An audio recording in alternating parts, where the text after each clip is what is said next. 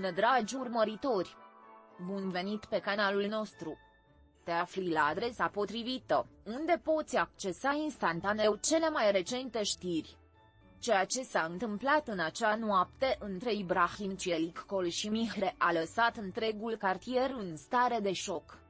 Totul părea o noapte obișnuită în acel cartier liniștit, unde felinarele pâlpâiau la fel de calm ca întotdeauna, iar pisicile vagaboande traversau pe furiș grădinile. Dar acea seninătate a fost brusc spulberată când o figură familiară a apărut în fața casei lui Mihre. Niște vecini, care își adunau deja lucrurile de pe terasă, susțin că l-au văzut pe Ibrahim Celicol coborând din mașină cu o energie nemărginită, cu privirea fixă și pașii hotărâți. Nu a sunat la ușă, nu a așteptat. A trecut pragul ca cineva care nu mai suporta liniștea. Sunetul ușii deschizându-se a răsunat în tot cartierul, ca un oftat ținut prea mult timp. Din acel moment, nimic nu a mai fost la fel. Ceea ce s-a întâmplat în continuare a rămas între zidurile acelei case, dar nu au lipsit privirile curioase în spatele draperiilor pe jumătate deschise. Unii martori susțin că au auzit voci ridicate, dar nu țipete. Dimpotrivă, cuvintele au avut greutate, ca și cum ar fi scuturat emoții reprimate luni de zile. Ibrahim nu a plecat imediat. Mașina lui a rămas parcată afară mai bine de o oră, ceea ce nu a trecut neobservat într-o zonă în care rutina este totul. Un vecin, care preferă să rămână anonim, a spus că a văzut-o pe Mihre deschizând fereastra bucătăriei la scurt timp după aceea. Fața ei, iluminată de lumina slabă din interior, părea scăldată în emoții contradictorii.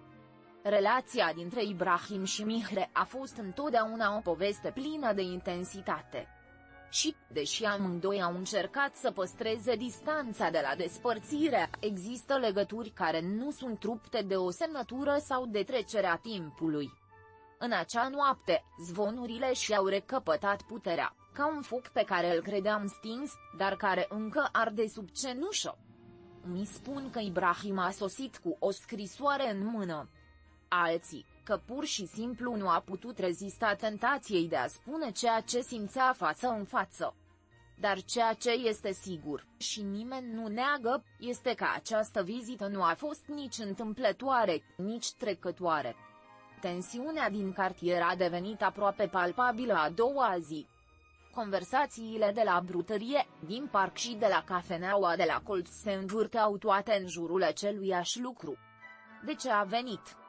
Ce a spus? Cum s-a simțit Mihre văzându-l acolo, stând în fața ușii ei, dezarmat emoțional?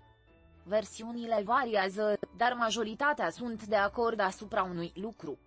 Ibrahim nu a venit din furie, ci cu o dorință disperată de a fi auzit. Acesta nu este doar un alt scandal, ci o scenă profund umană, cu toate slăbiciunile sale expuse. Mihre, la rândul ei, nu a făcut nicio declarație. Dar tăcerea ei, cu această ocazie, spune cât 1000 de cuvinte. Ea, care a fost întotdeauna discretă și fermă, nu a mai fost văzută din acea noapte. Și asta, pentru cei care o cunosc, este un semn că ceva a atins-o profund. Fie că a fost o ultimă conversație, o împăcare sau pur și simplu o încercare eșuată de a vindeca răni, nimeni nu știe. Dar figura lui Ibrahim la acea ușă va rămâne mult timp gravată în memoria colectivă a locului. Mi spun că toate acestea au legătură cu sosirea unei aniversării importante.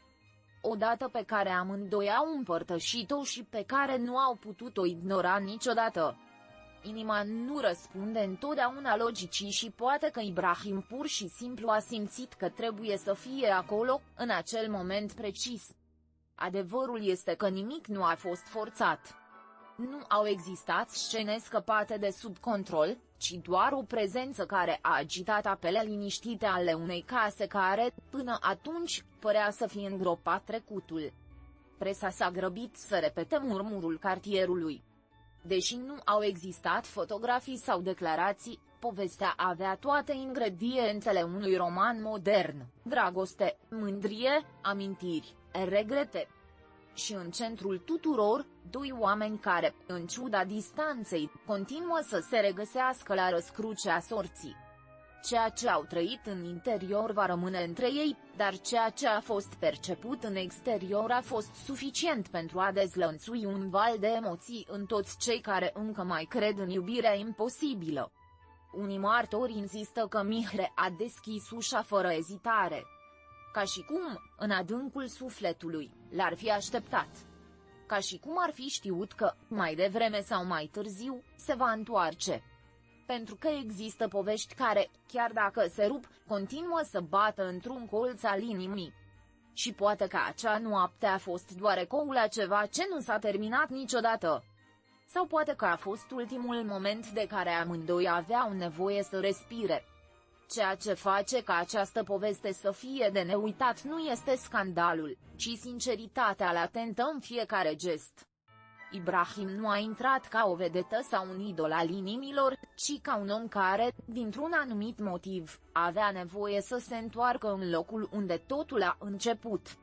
A fost un act plin de umanitate, amintindu-ne că, dincolo de strălucirea faimei, suntem cu toții vulnerabili la iubire și la trecut. Și uneori, ne dorim doar o ultimă conversație pentru a închide cercul. Cartierul, care cu zile înainte trăia în rutina sa obișnuită, se mișcă acum cu o altă aură.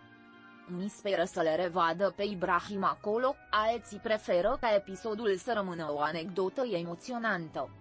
Dar nimeni nu poate nega că a fost un moment care a stârnit o inimă puternică, chiar și la cei care nu sunt niciodată interesați de astfel de lucruri. Pentru că atunci când iubirea bate din nou la ușă, în adâncul sufletului, cu toții suntem atenți.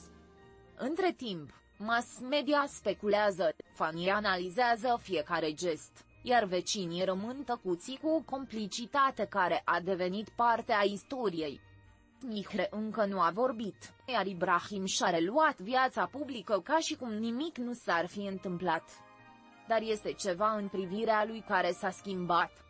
O umbră blândă, o nostalgie ce nu poate fi ascunsă.